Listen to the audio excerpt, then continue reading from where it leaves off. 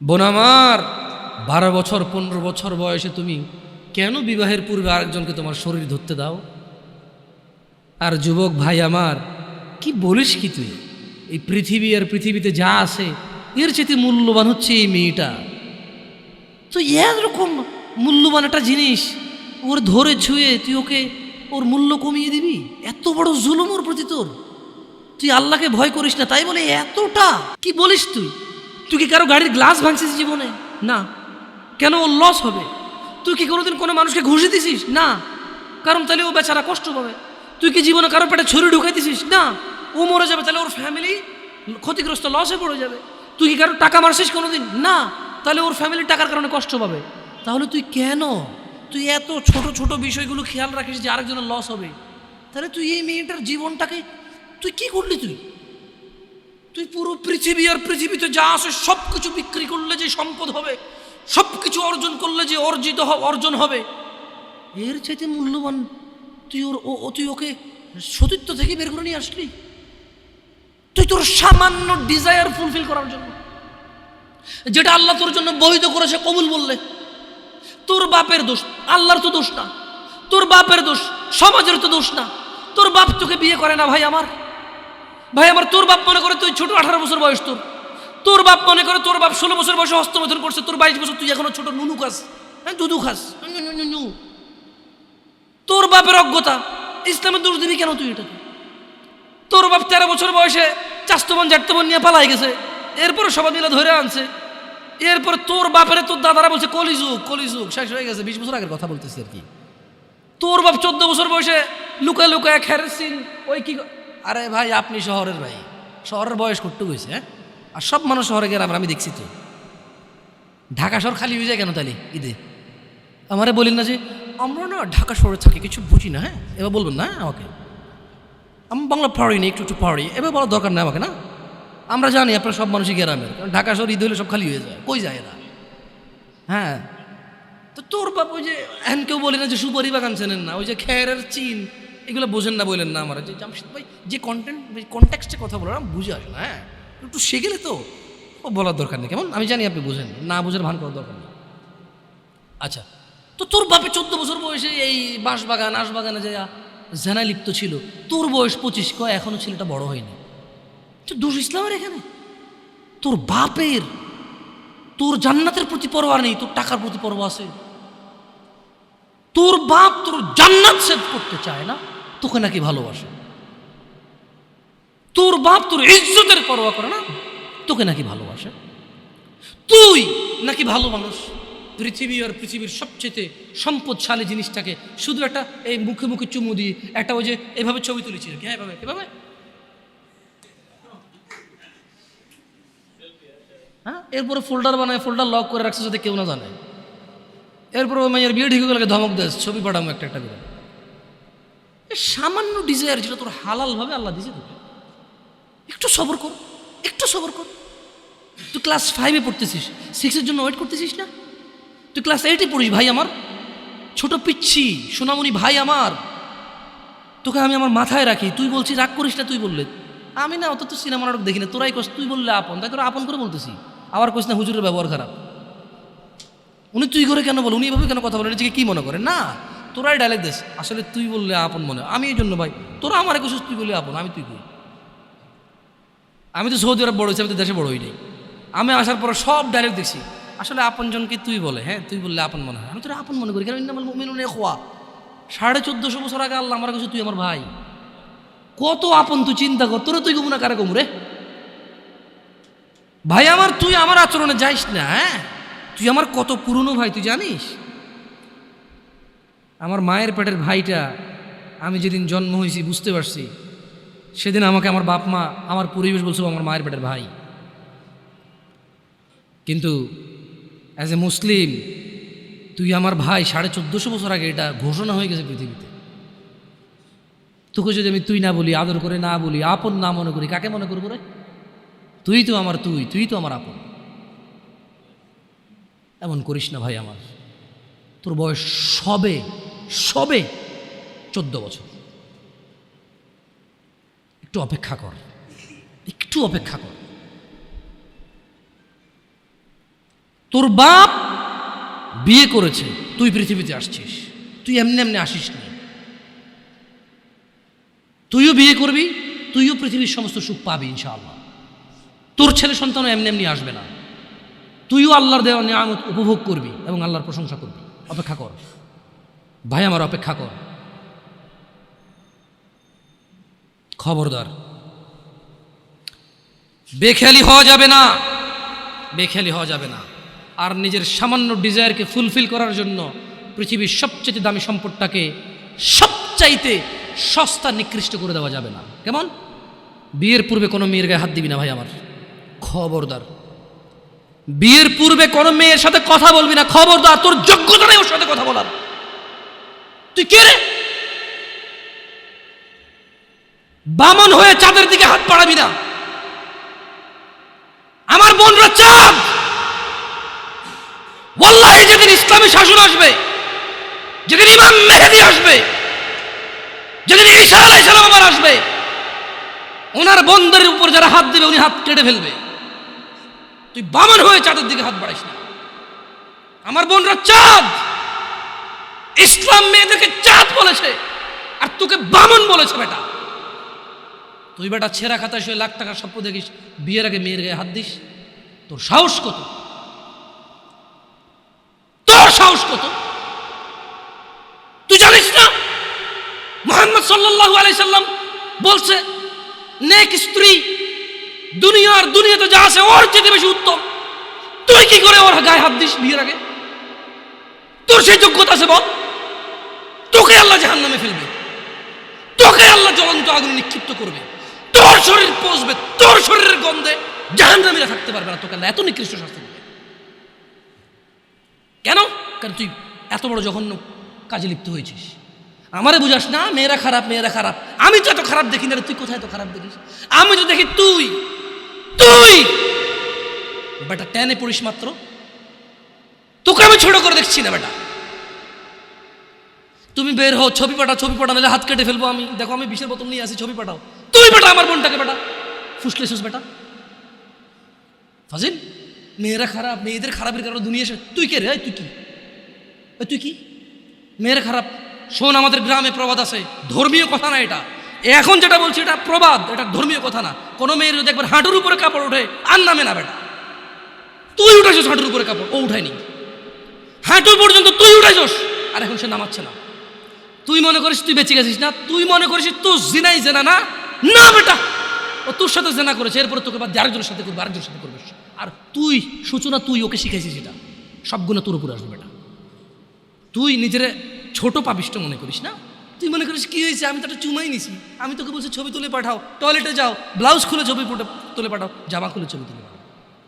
বেটা ফাজিল, আল্লাহ তোকে হিদায়েত দিকে আমিন। ভয় পা, আল্লাহকে ভয় পা ছোট ভাই আমার। সবাই বুড়া হয়ে মরে না, বহু মানুষ যৌবন্ত অবস্থায় মরে যায়। ছোট ভাই আমার, তোর ঘরেও বোন আছে, ভয় পা, আল্লাহকে ভয় পা। তুই এত বড় অপরাধে লিপ্ত হইস না।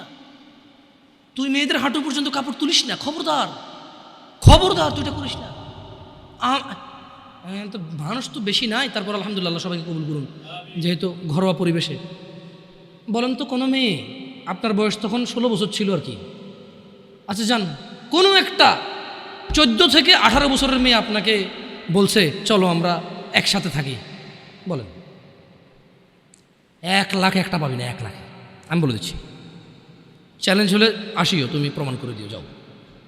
মেয়ে কি বলো, মেয়েরা প্রেম হারাম ইসলামী বিয়ের পূর্বে সম্পর্কই হারাম। কিন্তু এর মধ্যেও কোনো মেয়ে ছেলেকে বলে না কিস করো, আমাকে একটা তোমার লুঙ্গি খুলে ছবি পাঠাও, বলে না। প্রত্যেকটা ছেলে বলে, এভরি সিঙ্গেল ছেলে বলে না।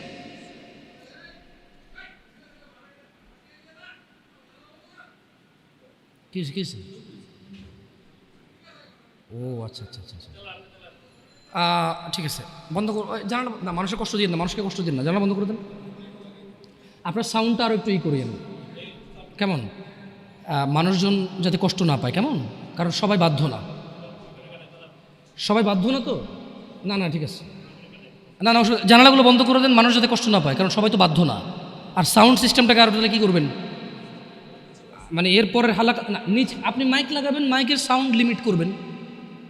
আপনি দেখেন এটা তো টেকনোলজিক্যাল ব্যাপার, রাইট? আমি আপনাদেরকে অনুরোধ করবো, এরপরে আরও অনেকেই আসবে, রাইট? প্রতি মাসেই হয়তো আসে। আপনাদের যেখানে যেখানে যারা যারা বসে সংশ্লিষ্ট ওই এরিয়াতে যাতে সাউন্ডটা সীমাবদ্ধ থাকে। নিচতলায় তো আর এখানকার সাউন্ড যাবে না, নিচতলায় আলাদা একটা সাউন্ড ওই যে লাগাই দেন, মাইক্রোফোন লাগাই দেন, মানে স্পিকার, সরি নিচতলায় কি আর একটা, আর মাটিতে বাড়ি দিলে কে চেতে ওঠে, ওটা তো হয়। যাই হোক, তো তোমরা এই অন্যায়টা করবা না। আর যদি তোমাদের মনে হয় যে না, তোমাদেরকে কোনো 16 বছরের 17 বছরের যুবতী মেয়ে বলছে যে মানে আজে বাজে অফার করছে, আমাকে বলিও। আমার ফেসবুক আইডি তো জানাই আছে না, আমাকে বলে ভাই ভাই ভাই এক আজব ঘটনা ঘটে গেছে ভাই, 16 বছরের মেয়ে আমাকে বলতেছে আজে বাজে কথা। না, মনে রাখবা তোমরা যারা মেয়েদেরকে এত বিচ্ছিরিভাবে ফেসবুকে কমেন্টস করো, না খারাপকে খারাপ বলবো, এটা আমি জানি, খারাপকে খারাপ বলতে হয়, কিন্তু তুমি মনে রাখবা তোমার মতো আমার মতো কোনো ছেলে দায়ী এটাতে। কারণ আমার মনে হয় না কেউ প্রুভ করতে পারবে যে কোনো বিবাহ হয় নাই এমন মহিলা ছেলেদেরকে আজে বাজে প্রস্তাব দিবে, আমার মনে হয় না। হ্যাঁ, বিবাহের পূর্বে দিতে পারে কারা, যাদেরকে 12 বছর 13 বছর থাকা অবস্থায় তাদেরকে তাদের বয়ফ্রেন্ডরা আজে বাজে পথে নিয়ে চলে গেছে, সেটা ডিফারেন্ট ইস্যু হতে পারে। বাট নর্মালি যে কোনো ছেলে যে কোনো মেয়ের সাথে পরিচয় হলেই কিন্তু আজে বাজে প্রস্তাব দেওয়া শুরু করে। আল্লাহ আমাদেরকে বোঝার তৌফিক দান করুন। আর যুবক ভাইরা আমার, মনের দাসত্ব করা যাবে না। আল্লাহ সুবহানাহু ওয়া তাআলা কোরআনুল কারীমে বলছেন, ওয়ামা উবাররিউ নাফসি, সূরা মানে ইউসুফ আলাইহিস সালামের এই ঘটনাটা আমাদের জন্য খুবই প্রয়োজনীয়। কেন? এখানে আল্লাহ সুবহানাহু ওয়া তাআলা সূরা ইউসুফের মধ্যে ইউসুফ আলাইহিস সালামের একটা তথ্য তুলে দিয়েছেন আমাদেরকে। কি? ওয়ামা উবাররিউ নাফসি। ইউসুফ আলাইহিস সালাম বললেন, আর আমি নিজেকে নির্দোষ মনে করি না। ইউসুফ আলাইহিস সালাম কি বললেন? কি বলছে? ওয়ামা উবাররিউ নাফসি, আর আমি নিজেকে নির্দোষ মনে করি না। ইন্নান নাফসা লাআম্মারাতুন বিসসুই ইল্লা মা রাহিমা রাব্বি ইন্না রাব্বি গফুরুর রহিম। তিনি বলছেন যে আমি ইউসুফ আলাইহিস সালাম নিজেকে নির্দোষ মনে করি না। কেননা নিশ্চয় মানুষের নফস খারাপ কাজের নির্দেশ দিয়েই থাকে। তিনি কেন নিজেকে নির্দোষ মনে করে না? তিনি বলছে কারণ মানুষের যে নফস, যে সেলফ আছে, এটা খারাপ কাজের নির্দেশ দিতেই থাকে। কিন্তু সে নয় ইল্লা মা রাহিমা রব্বি, কিন্তু সে নয় যাকে আমার রব দয়া করেন। তার মানে এই পৃথিবীতে ইউসুফ আলাইহিস সালাম বলতে চাচ্ছেন যে আমি নিজেকে নির্দোষ মনে করি না, তবে ওই লোকটা যাকে আমার রব দয়া করছে, নিশ্চয়ই আমার রব অতীব ক্ষমাশীল। তার মানে যদি আমরা আমাদের হৃদয়কে যদি আমরা চাই যে আমাদের হৃদয় আমাদেরকে জানার দিকে না ডাকুক, নেশার দিকে না ডাকুক, ব্যভিচারের দিকে না ডাকুক, জুলুম অত্যাচার সুদ ঘুষের দিকে না ডাকুক, যদি এটা আমি চাই, তাহলে আমি আমার রবের দয়া প্রত্যাশী হতে হবে এবং নিজেকে এমন কর্মব্যস্ততায় রাখতে হবে যেই কর্মফলে রব আমার উপর সন্তুষ্ট হয়ে আমাকে দয়া করবে, এবং সেই দয়ার বদৌলতে আমার হৃদয় বা আমার নফস আমাকে খারাপ কাজের আদেশ দিতেই থাকবে না। আল্লাহ তাআলা কোরআনুল কারীমে আরও বলছেন, ওয়ানাফসিন ওয়ামা সাওয়াহা, শপথ নফসের এবং যিনি তা সুবিন্যস্ত করেছেন তার, ফাআলহামাহা ফুজুরাহা ওয়া তাকওয়াহা, তারপর তাকে তার সৎ কাজের এবং তার অসৎ কাজের জ্ঞান দান করেছেন। একটা জিনিস খেয়াল করে দেখেন, আল্লাহ সুবহানাহু ওয়া তাআলা কি বলছেন? ওয়ানাফসিন ওয়ামা সাওয়াহা, আল্লাহ কসম করতেছে যে শপথ নফসের, মানে যে আমাদের সেলফ আছে, সেলফ ভিতরে যে আমাদের সেলফটা আছে, নফস আছে, বাংলা কি করে এটাকে? না, নফসের বাংলা হচ্ছে কি? আত্মা না? আত্মা না মনে হয়। খैर, নফস তো বুঝছেন আপনারা, কঠিন বাংলাটা জানতে হবে কারো থেকে ভালো, যারা ভালো বাংলা গ্রামার বোঝে। তো আল্লাহ তাআলা বলছেন যে শপথ নফসের, তার নফস হচ্ছে কি, যে জিনিসটা আমার মানে ব্যক্তি সত্তা আর কি, এটা খুব অপরাধ প্রবণ হয় আর কি ব্যক্তিগতভাবেই। তো তিনি বলছেন যে فألهمها فجورها وتقواها, শপথ ওই নফসের যেই নফসকে আল্লাহ তাআলা সৎ কাজ এবং অসৎ কাজের জ্ঞান দিয়েছেন। তার মানে আমরা বলতে পারবো না যে আমরা যে অসৎ কাজ করি আমরা নির্দোষ, কারণ আল্লাহ তো এটা আমাদেরকে কি দিছে, জ্ঞান দিছে কোনটা ভালো কোনটা খারাপ। কদ আফলাহা মান যাক্কাহা, সুতরাং সেই সফল কাম হয়েছে যে নিজেকে পবিত্র করেছে। ওয়া কদ খাবা মান দাসসাহা, আর সেই ব্যর্থ হয়েছে যে নিজেকে কুলুষিত করেছে। আল্লাহর সফলতা মানে হচ্ছে যে জান্নাতে গেছে তাকে আল্লাহ সফল বলেছে, যে জাহান্নামে যাবে তাকে আল্লাহ ব্যর্থ বলে। কেমন? এখানে সফলতা মানে পরীক্ষায় পাশ না, অধিক উপার্জনের অধিকারী হওয়া, অনেক বেশি রিজিক থাকা, 2-3টা বিয়ে করে ফেলা, গাড়ি বাড়ি থাকা, ভোটে দাঁড়াইয়া পাশ হয়ে যাওয়া, অথবা এলাকার মসজিদের সভাপতি হয়ে যাওয়াকে সফলতা বলে না। আল্লাহ সুবহানাহু ওয়া তাআলা যখন কোনো সফল কাম কাউকে বলে, আল্লাহ এটা মিন করে, এবং এটাই মূল উদ্দেশ্য যে সফল মানে হচ্ছে জান্নাতি। সফল মানে কি?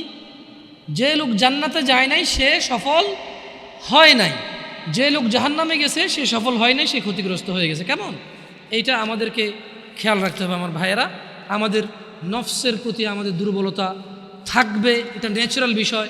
তবে যে হৃদয়কে আল্লাহ ভালো এবং মন্দের জ্ঞান দিয়েছে, এটা দিয়ে যদি আমরা আল্লাহর রহমতের কামনা করি, তাহলে আমাদের এই কুপ্রবৃত্তি থেকে আমাদের রেহাই পাওয়ার কি আছে, সুযোগ আছে। জুয়া একটা সময় ছিল কি মনে হয় এভাবে কার্ড দিয়ে এভাবে যারা খেলতো তাদেরকে জুয়া বলতো। মেবি ওইটাই একমাত্র জুয়া বলে মানুষ জানতো, যেখানে মানুষ হয়তো নিঃস্ব হয়ে যেত কেউ কেউ। ইভেন কেউ এরকম আছে যে বউ পর্যন্ত দিয়ে দিচ্ছে বাজিতে, যে এরপরে হারলে কি। আসলে বিবেক বুদ্ধি বিকৃত হয়ে যায়। তো আপনি এখন বলতে পারেন যে জামশেদ ভাই কী বলেন, কোনো মানুষ কি তার বউকে আরেকজনকে দিয়ে দিবে জুয়া খেলে, এরকম নিচে নামবে? তো আরেকজনের বউকে, লোক নিজের বউকে জুয়া খেলতে দিচ্ছে। কত মানুষ, কত বাপ মা আছে জানে মেয়ে এখানে চাকরিতে গেলে, ওখানে গেলে, এখানে গেলে মেয়ে হয়তো অবৈধ কর্মে, মেয়ের অনিচ্ছা সত্ত্বেও হয়তো ট্র্যাপে চলে আসতে পারে, হয়তো মেয়ে ওই রকম সিচুয়েশনে পড়ে যেতে পারে যে সে তার মানে যে তার ইজ্জত আব্রু রক্ষা করতে পারবে না। তারপরে তো বাপ মা এগ্রি করতেছে। আপনি স্বামীর কথা কেন বলতেছেন? সে জুয়া খেলে দিয়েছে এই জন্য না।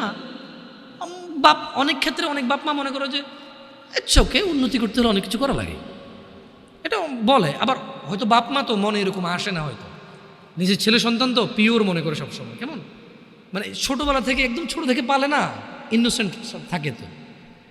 আর আসলে বাপ মা তো ছেলে সন্তানের খারাপ যে জানাবে বিচারের বিষয়টা তো আসলে বুঝায় স্বাভাবিক।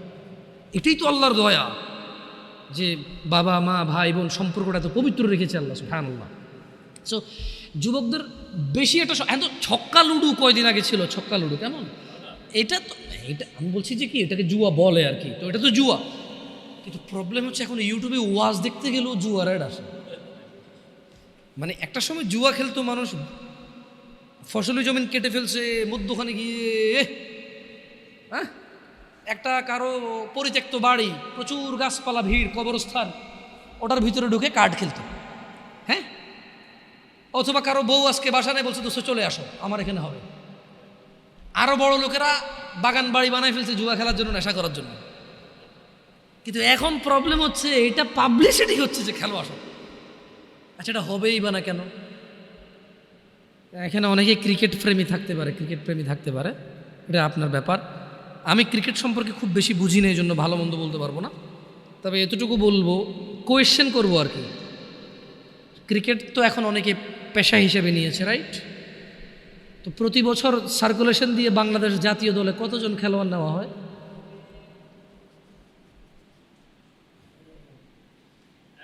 100 মনে হয় না, 100 খেলোয়াড় তো নিয়োগ হয় না। 16 কোটি মানুষ কিন্তু উদ্বুদ্ধ হয়ে খেলাতে। অমুকে গাড়ি করে ফেলছে ক্রিকেট খেলে, তমুকে বাড়ি করে ফেলছে ক্রিকেট খেলে, অমুককে সারা দেশে চিনে গেছে, অমুক সেলিব্রিটি হয়ে গেছে, রাইট?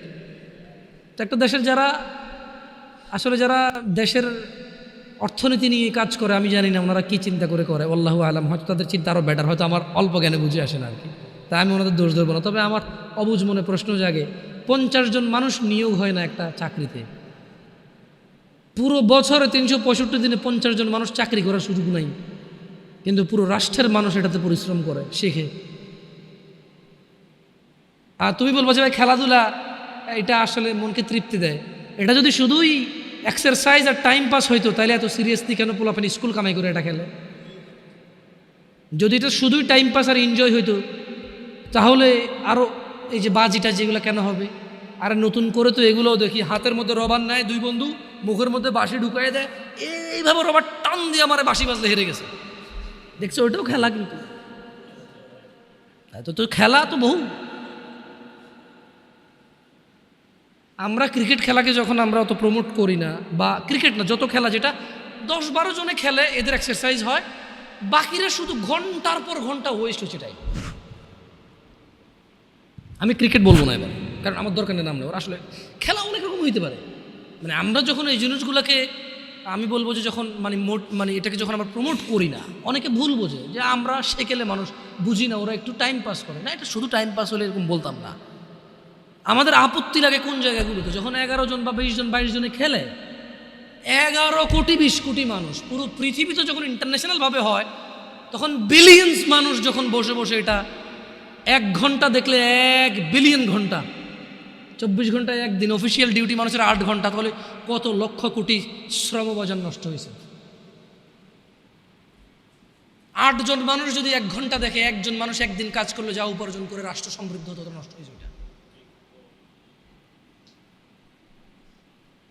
এখন বলবো তাহলে কি লাইফে কি কোনো এনজয় থাকবে না? আরে না, খেলা বহু আছে যেটা শরীরের এক্সারসাইজ হয়, এবং যারা খেলে তারা নিজের খেলা নিয়েই বাই ব্যাটিং আমার, বাই বোলিং আমার, এরকম লাগে যায় না, ওটার একটা খেলা।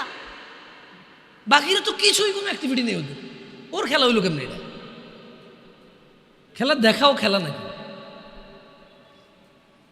আল্লাহ আমাদেরকে বুঝে তৌফিক দান করুন। দেখুন, জুয়া মানে আপনি যে আগামী 2030-35 সালের মধ্যে যাদের বয়স 25-30 হতে পারে, আল্লাহু আলাম, কঠিন হয়ে যাবে জুয়া যে হারাম এটা বোঝানো। 1 নাম্বার কঠিন হবে এটা।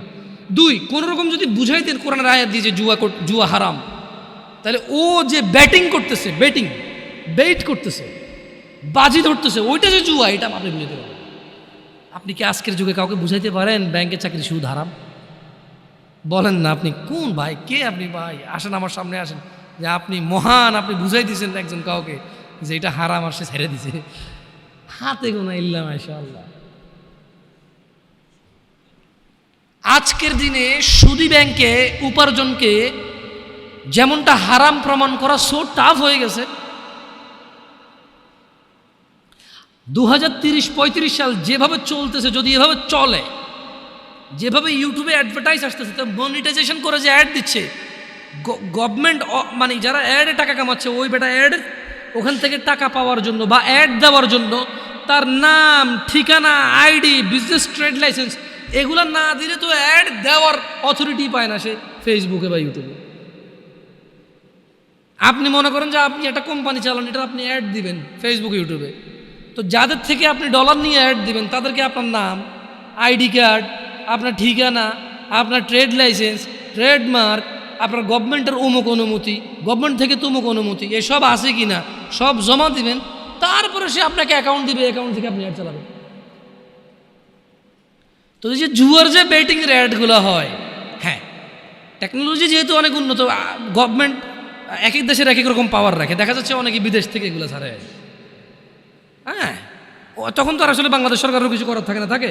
আমি বলতেছি না যে কী করার, আমি বলতেছি যে কত আসলে হারাম পথের যে কত পথ আছে। আসলে আমি বুঝি, দিদি বোনরা ওরা বুঝবে কিনা জিনিসগুলো আমি বুঝতেছি না, আউট অফ কনটেক্সট কিনা, বাট এটা কিন্তু রিলেভেন্ট কথা, যে যদি গভর্নমেন্ট এই জুয়ার অ্যাড নিয়ে কাজ না করে, যদি বাবা মা এই জুয়ার বেটিংয়ের অ্যাড, মানে বাজি ধরার অ্যাডগুলো যদি বন্ধ না করে, তাহলে 30-35 সালে আজকের দিনে আপনি যেমন বুঝাইতে পারেন না যে ব্যাংকে উপার্জন করলে সুদী উপার্জন হলে এটা হারাম, আপনি যেমন বুঝাইতে পারেন না আগামী 35 সালে আরও বেশি লাগতে পারে, আগেও হয়ে যেতে পারে, আমি তো আর গণক না যে কয়ে দেবো, এটা আন্দাজ করে বলা আর কি, এটা তো একদম অ্যাকুরেসি নাই এটা। কেমন যদি এটা হয় তাহলে জুয়া হারাম মাইনে নেবে সবাই, কিন্তু বাজি ধরা যে জুয়া কেউ মানবে না।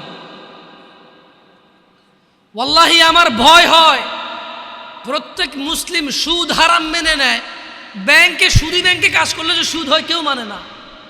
আজকে যদি এগুলোকে না থামানো হয়, আমরা যদি আমাদের ছেলে সন্তানকে না বুঝাই ভাই বোনদেরকে না বুঝাই, তাহলে জুয়া খেলা হারাম আমরা বুঝাইতে পারবো, কিন্তু বাজি ধরা যে জুয়া এটা আমরা বুঝাইতে অক্ষম হয়ে যাবো। আল্লাহ আমাদেরকে বোঝার তৌফিক দান করুন। আল্লাহ তাআলা কোরআন কারীমে বলছে, ইয়া আইয়ুহাল্লাযীনা আমানু, হে তোমরা যারা ঈমান এনেছো, ইন্নামাল খামরু ওয়াল মাইসির ওয়াল আনসাব ওয়াল আজলাম রিজসুম মিন আমালিশ শাইতান ফাজতানিবুহু লাআল্লাকুম তুফলিহুন। হে মুমিনগণ, তার মানে এখানে স্পেশালি যারা দাবি করে যে আমি মুসলমান তাকে বলা হচ্ছে, তুমি কি মুসলমান? তাহলে শুনে নাও, এই কাজগুলো তুমি করতে পারবা না। কোন কাজগুলো করতে পারবা না? তুমি যদি মুসলমান হইতে হয়, এগুলো হচ্ছে কি? ইন্নামাল খামরু ওয়াল মাইসির ওয়াল আনসাবু ওয়াল আজলাম রিজসুম মিন আমালিশ শাইতান। নিশ্চয়ই নেশা জাতীয় দ্রব্য, এবার এটা হতে পারে ইয়াবা, ফেন্সিডিল, হিরোইন, গাঁজা, সিগারেট, যেটা নেশা হয়। কেন? আমি তো আর সব কিছুর নাম জানি না, ডিফারেন্ট নামই আসতে পারে। লিকুইড হতে পারে, পাউডার হতে পারে, ভাত দিয়ে খায় হতে পারে, পানিতে গুলা খায় হতে পারে, চাবায় খায়, চুষে খায়, যেমনি খায় হইতে পারে, অথবা কেউ গ্রান নিচ্ছে। কেমন?